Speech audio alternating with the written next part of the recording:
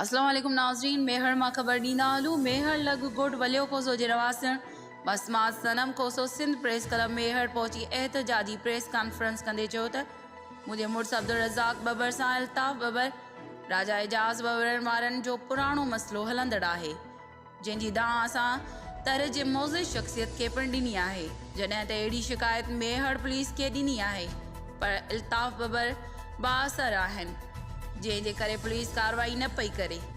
वेतर सुबुह जो सवेर बासरनि जी चवण ते ASI नेमतुल्ला बबर पुलिस नफ़री साण करे असांजे घर ते छापो हणी चादर ऐं चौदेवारी जो तक़दुस पायमाल कंदे मुंहिंजे ॿिनि भाइटनि खे गिरफ़्तार करे विया, जिन खे मूं पुटु करे पालियो आहे। उन्हनि में मुनीर अहमद खोसो, रेहान अहमद खोसो शामिल आहिनि, जिन खे पुलिस गिरफ़्तार करे वई। उन मौक़े ते मसमात सनम चयो त मां थड़ी थाणे ऐं मेहर थाणे ते वई आहियां, पर पुलिस मुंहिंजे पुटनि खे ज़ाहिर न पई करे। मूंखे ख़दशो आहे त पुलिस बासरनि खां रिश्वत वठी मुंहिंजे नौजवान पुटु मुनीर अहमद ऐं रेहान अहमद खे हाफ फ्राई या फुल फ्राई न करे छॾे।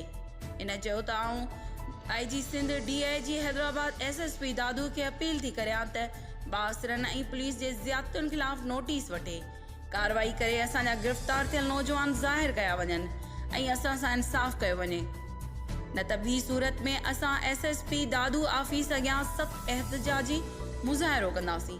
रिपोर्ट इलाही बख़्श चांडियो, अमल न्यूज़ में।